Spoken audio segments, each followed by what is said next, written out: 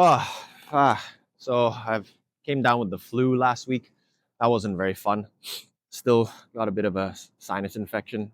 Every time I get sick, it ends up being a sinus infection. But yeah, we're here. Hopefully, this video will help y'all. So, what I want to talk about today is, a lot of you do endless amount of ab crunches, leg raises, or whatever ab exercise you can think of, and yet your abs don't seem to show. Yeah, that's pretty common, and you're not the only one. I fell for that before as well. And what if I told you you don't actually need to do single ab exercise and you can actually have visible abs? I'm going to explain to you exactly what I'm talking about. So, for ab exercises, um, think of it this way. Why is it different from any other muscle group? If you were to train your biceps or triceps, your fat doesn't just go away, right? It doesn't just disappear. We've talked about this before, and I will talk about this over and over again. When you do any form of um, muscle contraction, you are building what we call mechanical tension. Well, you're causing mechanical tension, which allows us to build more muscle. That's the simple version. It's the same with abs. Just because you train your muscles doesn't mean you therefore lose fat. Does that make sense? A lot of people seem to still not understand this concept. It's pretty simple. If you want to lose more fat, you need to eat less than you burn. It's literally thermodynamics. That's all it is. So by training a muscle group, you're building more muscle, yes, but you're not losing more fat. So you could theoretically stay at the same weight or gain a little bit of weight, which means you're building muscle, but your abs still don't show or any sort of muscular group. And colloquially, everyone talks about tone, right? Like, can you see a muscle? It means your muscles are toned. Again, that's also marketing jargon. You don't even need to understand it, and it doesn't make sense that way. Just think the more muscle you have, the more likely it will look more defined, regardless of how fat you are. Now, obviously, when you have a lower body fat, it's going to look more defined, right? So you need to balance the two. This is as simple as it gets. So if you want visible abs, there's technically two options. You can either have super thick abs and even at a higher body fat, it'll show. So if you look at strongman pictures like Eddie Hall or some of those guys, they might actually be at 20 something, 30% body fat, but their abs still show. Why? It's because they have insanely thick abs. Okay. It's literally that simple. Now, a lot of people go, okay, then, so should I do ab exercises? Well, yes and no. It depends. It really depends on your physique, your body shape, your body type, what you're looking for aesthetically as well. So some people really like that CrossFit strongman build. You look at CrossFitters, they have insanely visible abs. And even at a higher body fat percentage, their abs still show. Why? It's because they do an endless amount of core exercises. Those toe to bars that they do for AMRAPs, yeah, that's going to build you an insanely thick core and thick abs. And at the end of the day, the more ab exercises you do, the more you're building your ab muscles, which therefore will protrude and show at a higher body fat percentage. However, from what I understand, most common people prefer to have that washboard ab look. What does that mean? It's kind of like what swimmers have. So their abs are not super thick, but they still show and it looks quite flat. And for a lot of people, they think that's more aesthetic. Again, that's your personal choice and preference. But if that's the look you want to go for, I would say you don't really need to do many ab exercises or any at all. You already have abs. Everyone has abs. It's just whether or not they show. So in the case where let's say you want washboard looking abs like what a swimmer has or the typical beach body has, you just need to drop to a lower body fat percentage. But here's the issue now. Let's say you're someone who doesn't have that much muscle mass and let's say you're really disciplined and you're able to diet very well. You drop to a very low body fat percentage. Usually for most people, you need to be about sub 15% at the very least to have some sort of visible abs. Genetics aside, everyone's different. I need to get to a pretty low body fat percentage for my abs to be visible. I do store a lot of more fat in my core area. That's unfortunate. It is what it is. Or you can say I don't have thick enough abs. That's another option too, right? So what you need to do is, let's say, drop down to 12% body fat, and you're able to do that. Okay. You'll find that, yeah, sure, my abs are visible, but everything else is shrunk too. That is the case. You cannot spot reduce. That's something for another time and another video. But that doesn't work. For me, I lose the last place I lose my fat is this area, and that's usually the case for most people. So I end up losing a lot of, you know, I guess, weight or even sometimes a bit of muscle. If you're cutting correctly, you shouldn't be losing muscle there.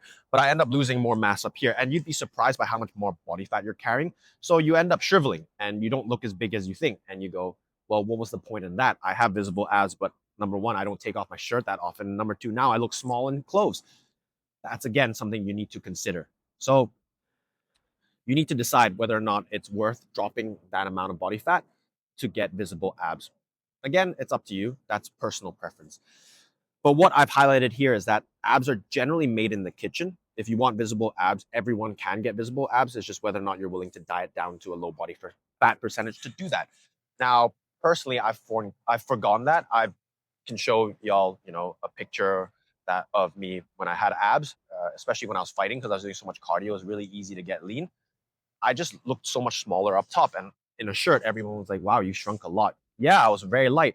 At one point, I dropped down to 73 kilos and I looked really small in a shirt. Everyone was like, whoa, do you even lift, bro? But yeah, sure, I had visible abs. Was it worth it?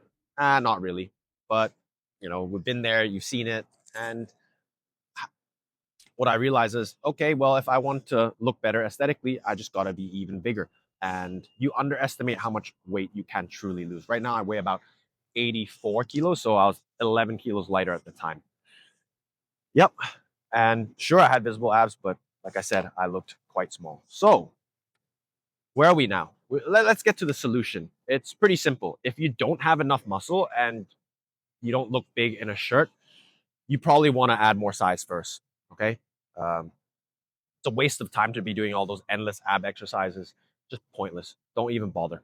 And honestly, I think most of my audience are men, but even for women as well, put on more size first. Don't waste your time doing ab exercises. For guys, get bolder shoulders, get bolder traps, get big chest, get a wide back, thick back as well. That makes you look way more aesthetic most of the time. You can worry about the abs later if that's something you're concerned about. But first, focus on building muscle. For women, build your glutes, build your hamstrings. For some, they don't like big quads. You won't get super big quads, but having nice defined quads look really good as well. Uh, Build nice back, get your arms a little more, build a little more muscle there, and it'll look very defined. Then you can worry about abs later on. Dieting down. You have to decide whether or not you want washboard abs or really thick abs, like what uh, some of the strongman guys have. That's again for you to decide, or CrossFitters.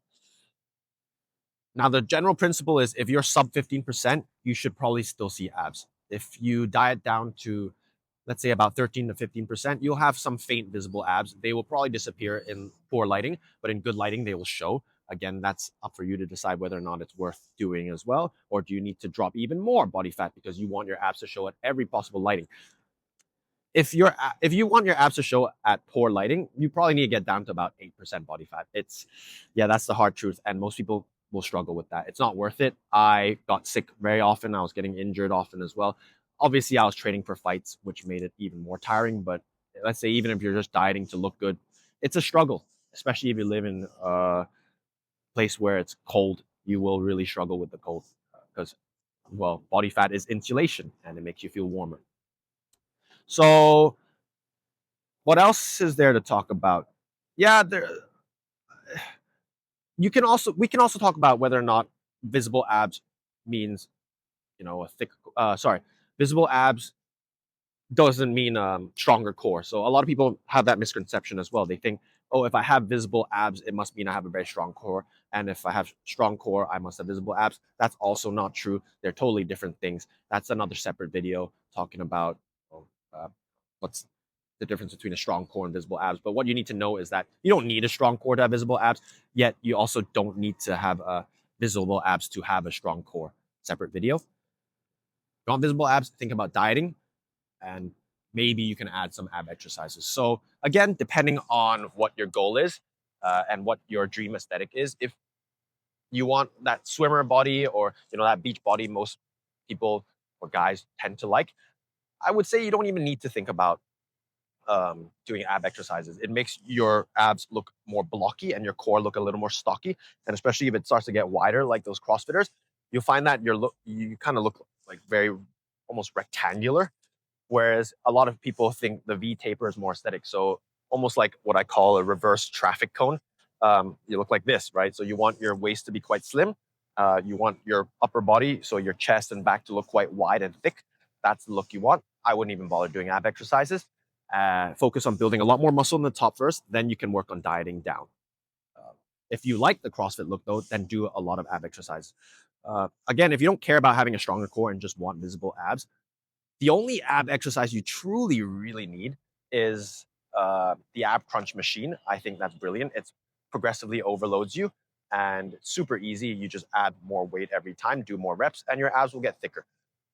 Obviously, if you want a stronger core to improve your athleticism, to prevent injuries, and you want to do sports better, yeah, I would consider doing other types of core exercises. That's a separate topic and video. Don't worry about that for now. I hope that answers this question. But yeah, the number one exercises beginners are wasting their time on, definitely ab crunches. Second to that are leg raises. You don't need all that junk. Also, on top of that, most people don't even do a crunch and leg raise properly. So they end up using their hip flexors rather than their abs. Again, that's for a separate video on technique. But for now, peace.